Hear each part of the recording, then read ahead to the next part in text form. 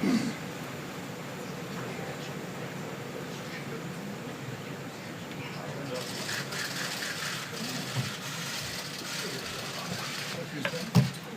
afternoon. I want to begin today with a few words about the heinous killing of 11 Jewish Americans at the Tree of Life Synagogue in Pittsburgh, Pennsylvania on Saturday. As you know, the shooter is in custody and the FBI is on the scene leading the investigation with the support of state and local law enforcement. This atrocity was a chilling act of mass murder, it was an act of hatred, and above all, it was an act of evil. Anti-Semitism is a plague to humanity, and it is responsible for many of the worst horrors in human history. We all have a duty to confront anti-Semitism in all its forms and everywhere and anywhere it appears. The American people reject hatred, bigotry, prejudice, and violence. We are a nation that believes in religious liberty, tolerance, and respect. And we are a people who cherish the dignity of every human life. Today, America grieves for the precious lives that were cruelly stolen. Our hearts ache for every person who lost a loved one. The 11 Jewish Americans who were horribly murdered represented the very best of our nation. They were brothers and sisters who looked out for each other. They were doctors who cared for citizens in need. They were proud grandparents who taught their grandchildren to value faith, family, and country. And they were the religious heart of the Tree of Life community. Our nation mourns the loss of these extraordinary Americans, and we also pray for those who were wounded. Our hearts are with the 4 brave police officers who were shot and injured while trying to stop the attack. We thank God for these officers and for every member of law enforcement who responded swiftly and bravely. In the wake of the attack, we have witnessed Americans of every faith and tradition coming together to mourn with their fellow citizens, to support one another, and to stand in solidarity with America's Jewish community. The President cherishes the American Jewish community for everything it stands for and contributes to our country. He adores Jewish Americans as part of his own family. The President is the grandfather of several Jewish grandchildren. His daughter is a Jewish American, and his son-in-law is a descendant of Holocaust survivors. Tomorrow, the President and First Lady will travel to Pennsylvania to express the support of the American people and grieve with the Pittsburgh community. And with that, I will take your questions. Jonathan. Sir, the President said over the weekend that he could tone up his rhetoric. What does he mean by that? And does he have any concern at all that his words could inspire or provoke troubled people to do awful things? Certainly, the President wants, in moments where our country is hurting like we've seen in the last several days, find ways to bring our country together, and we've seen him do exactly that. However, the President is going to continue to draw contrasts, particularly as we go into the final days of an election, the differences between the two parties, particularly on policy differences. You'll continue to see him make that contrast, but he has certainly, I think, found those moments to bring our country together and certainly focus on some of the things that all of us can support and all of us can condemn as well. But he's also harshly attacked some of the very people that received those pipe bombs, and this morning suggesting that the news media is responsible for the anger in the country. How does he do that when, in the case of the pipe bomber, this was somebody who went to Trump rallies, this is somebody who had a van covered with attacks on the media and praise for the president. The shooter in Pittsburgh is somebody who was provoked, it seems, by the Caravan that the president has spent so much time talking about. Why is he out there, when you say he's trying to unite the country, why is he out there Jonathan, the very first thing that the president did was condemn the attacks both in Pittsburgh and in the pipe bombs. The very first thing the media did was blame the president and make him responsible for these ridiculous acts. That is outrageous that would be the very first reaction of so many people across this country.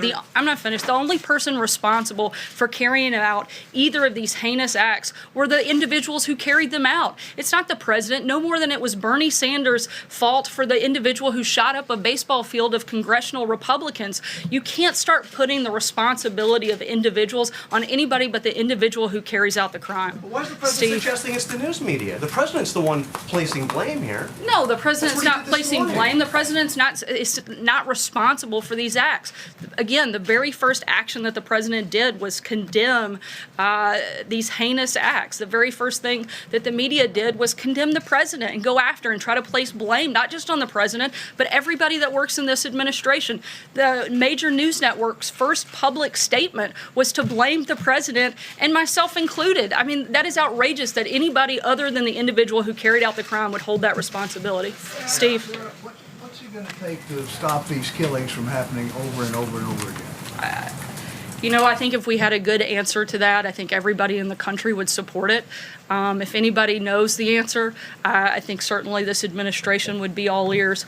The president spends every single minute of every single day looking for the best ways to protect the safety and security of Americans, and we're going to continue to do that. John?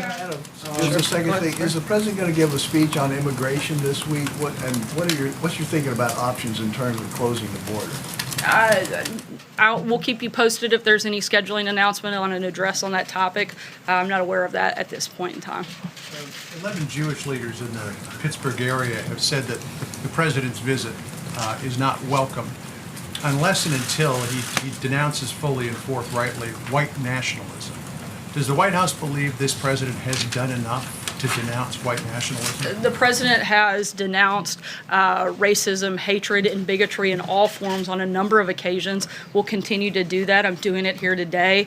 And I would also say at the same time that some individuals, they're grieving, they're hurting. The president wants to be there to show the support of this administration for the Jewish community. The rabbi said that he is welcome as well. And certainly we want to show our support for those individuals. I know that there was another meeting this morning about what to do about the border. You're thinking about an executive action, maybe some sort of regulatory action. Is one of the options being discussed making it impossible for anybody to claim asylum unless they enter through a port of entry? So that would mean that anybody who crosses the border illegally would not be able to make a valid claim of asylum? There are a lot of options that are being discussed right now. The number one priority is looking for ways to secure our borders. We'd love for Democrats in Congress to actually help step up and do their job and help us do that. If they don't and they're unwilling to do, as they've shown in the past that they are, then we're looking at administrative actions that will help and allow us to do so. Raquel?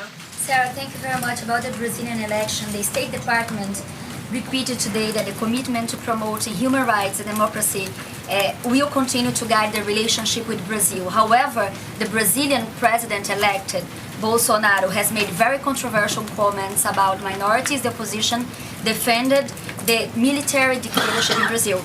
My question is if the White House plans to address this and ask assurances from the government, the incoming government in Brazil, that they will protect human rights and democracy in Brazil. And another question, what do you think about these comparisons that a lot of people say? Let me address the first thing. Sure. First, we promote human rights all over the world. We value our long-standing relationship with Brazil. We want to continue to be able to work with them. We'll see what happens from there. Sarah, can Sorry, I the second question. Okay, so what do you think about these comparisons? A lot of people are calling Bolsonaro the Trump of the tropics. And if President Trump plans to invite Bolsonaro to the White House, or if he has any plans to go to Brazil anytime soon, maybe attend Bolsonaro's inauguration. There's only one Donald Trump, in my opinion. Stephen, go ahead. I'd like to follow up on John's question about Caravan. The president has used the word invasion to describe this caravan. That's the same word that is mentioned in the Constitution 3 times, invasion, with respect to the powers of the federal government to repel invasion. So my question is have there been any discussions here with respect to that about the fact that the Constitution provides for example, the suspension of habeas corpus if to repel an invasion, if the public safety requires it? Is the president talking about potentially ignoring posse comitatus by having the military go down? There's a provision in the law that allows for a constitutional exemption. Is that in any way under consideration? We're looking at a number of different options. I know that the Department of Defense is holding a press conference this afternoon at 4 o'clock to talk about some of the actions that they'll be taking. I would encourage you to tune into that. John? That's not a note of my question. It has not been ruled out. Those are options on the table? Look, I'm not going to get into specific policies that we're considering. There's a number of actions that we're looking at taking. When we're ready to make an announcement on that front, we'll let you know. John? Thanks a lot, Sarah. The midterms are 8 days from today, and we often get from both parties what the midterms actually mean the day after the election. So I wanted to ask you what the midterms mean before the election. The president on October the 18th in Mississippi said, I'm not on the ticket, but I am on the ticket because this is also a referendum on me. Is that right? Is this midterm election a referendum on the president? Look, I can't get into specifics that will impact the election, but I can tell you that the president wants to see more people that support his policies elected than not. Phil. Sarah, it's now been 4 weeks since Jamal Khashoggi was murdered inside the Saudi consulate in Istanbul. The president said early on that if the Saudis are found responsible, there would be severe punishment. That's his word. It's now obvious to the world that Khashoggi was murdered. It was premeditated. It was by the Saudis. Why has there been no action? Look, the president met last week with CIA Director Gina Haspel after having gathered additional intelligence on her overseas trip, and the administration is weighing different options and will make an announcement about what the decision of that action is. Is he considering any actual action? Like I just said, the administration is considering what action we'll take moving forward based on that information and the briefing that the president received last week. Jill. I want to go back to the tone question, because the president said he was planning to tone down his rhetoric this week. But at his rallies, since the suspicious packages began being mailed, the president has called out Maxine Waters by name at his rallies. He's stood there as his supporters chant "lock her up" in reference to Hillary Clinton, who he continues to call crooked Hillary Clinton. Will the president stop using that kind of language in light of the fact that these individuals were targeted by his attack? The president's going to continue to draw contrast. Let's not forget that these same Democrats have repeatedly attacked the president, whether it was Eric Holder saying kick them when they're down, whether it was Hillary Clinton saying you can't be civil until Democrats have control of Congress, or whether it was Maxine Waters who encouraged her supporters to get up, not just in the president's face, but all administration officials' faces. Those actions are from those Democrats. The president's going to continue to fight back when these individuals not only attack him, but attack members of his administration and supporters of his administration. John? Sorry, go ahead. Follow up on something else.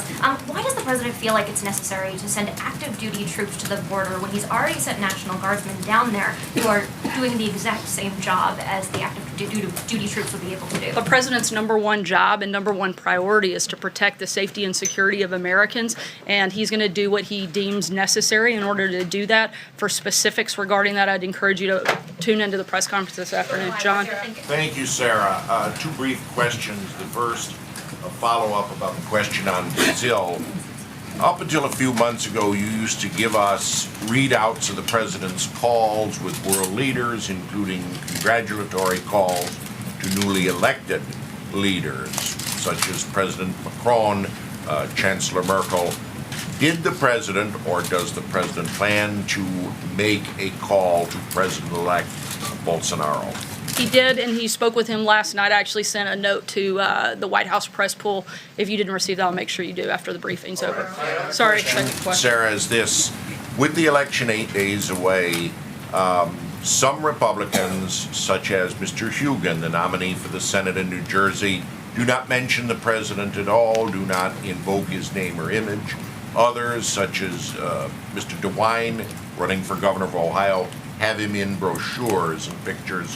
Is the president aware that some candidates run against him, and is this going to enter into his decision where to go in the final days? That's a decision for individual candidates to make. I think the president has an incredible story to tell. He's had a historic first 2 years, a number of successes that I think any Republican running for office should be proud of. Jim. Sarah, I wanted to ask you, David Lappin, who was spokesperson over at DHS under General Kelly, Chief of Staff Kelly, a former Marine, worked at the Pentagon, tweeted this morning, I dealt with the news media nearly every day. I know quite a bit about the press and know this. They are not the enemy of the American people. shouldn't you reserve the term enemy for people who are actually the enemy of the United States rather than journalists? The president's not referencing all media. He's talking about the growing amount of fake news that exists in the country, and the president's calling that out. May I ask a follow-up? Sure. May Go ahead. I ask a follow-up, please? May Go I ahead, ask a follow-up, please? Since you mentioned that, the president said this morning the fake news media, the true enemy of the people, must stop the open and obvious hostility and report the news accurately and fairly. Could you state for the record which outlets that you and the president regard as the enemy of the people? I'm not going to walk through a list, but I think those individuals probably know who they are. Would that include my outlet, which received the bomb I don't think last it's week? necessarily specific to a general, broad generalization of a full outlet at times. I think there's individuals that the president would be referencing. Jordan. So you're not going to state for the record then, I mean, if the president is going to say the fake news media are the enemy of the people, and if you're going to stand there and continue to say that there are some journalists, some news outlets in this country that meet that characterization, shouldn't you have the guts, Sarah, to state which outlets, which journalists are the enemy of the people? Well, I think it's irresponsible of a news organization like yours to blame responsibility of a pipe bomb that was not sent by the president, not just blame the president, but blame members of his administration for those heinous acts. I think that is outrageous, and I think it's irresponsible. Jordan, go ahead. Sarah, we didn't say that the Jim, president... I've given you 3 questions. Jordan, go ahead. Thanks, Sarah. The president has talked multiple times about how the Republican lawmakers are going to protect pre-existing conditions if they keep control of Congress.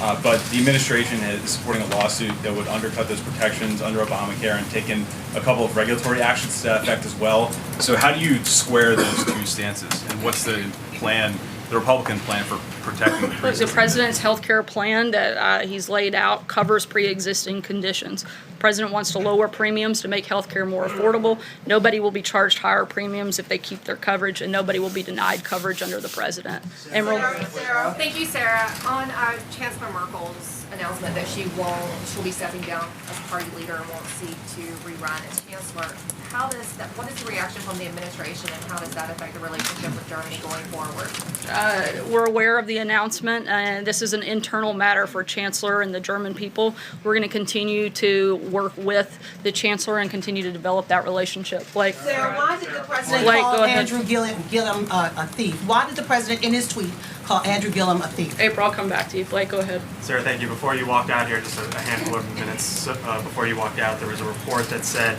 should the meeting between President Trump and President Xi of China not go well in terms of easing the trade war, the trade tensions, then at that point the U.S. would go forth with the $257 billion in tariffs. Is that indeed the timetable that the administration is working with here? I'm not going to get ahead of the president's meeting, and I hope it goes well. April, go ahead. Sorry, go ahead. How important is that meeting then? Because we heard Larry Kudlow say last week or 2 weeks ago that maybe there might not be a lot of detail that comes from it in terms of trade and going back and forth. As the president likes to say, we'll see what happens. I'm not going to get ahead of the conversation. You have 2 of the most powerful leaders in the world. I think that's consequential no matter how you look at it, and we'll see what happens when they sit down.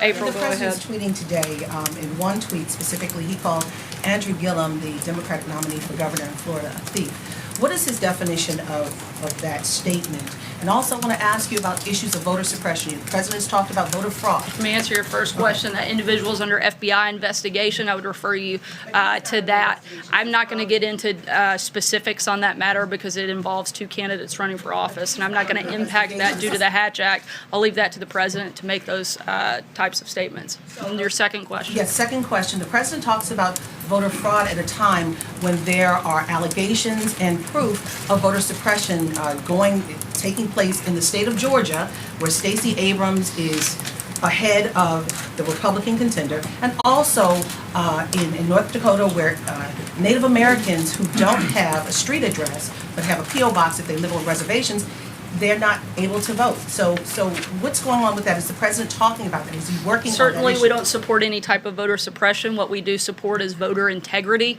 Again, I'm not going to weigh into specifics that have impact on this election that's a few days away. I'll leave that for the president to lay out that specific case. Sager, go ahead. Thanks, Sarah.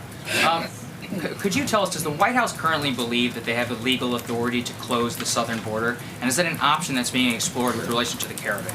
Again, we have a number of options on the table. We're exploring each one of those. When we have a decision on that, we'll let you know. Vivian. Thanks, Sarah. 2 questions, please. First, last week we asked the president whether he'd call President Obama or any of the others that the bombs were addressed to, and he said, if they want me to, but will probably pass. Can you explain why that decision was taken? The president did speak with Governor Cuomo of New York last week, and as of this time, there aren't any plans for other calls. If there are, we'll let you know. Hallie, go ahead. So Last can I question. ask one more about Jamal Khashoggi?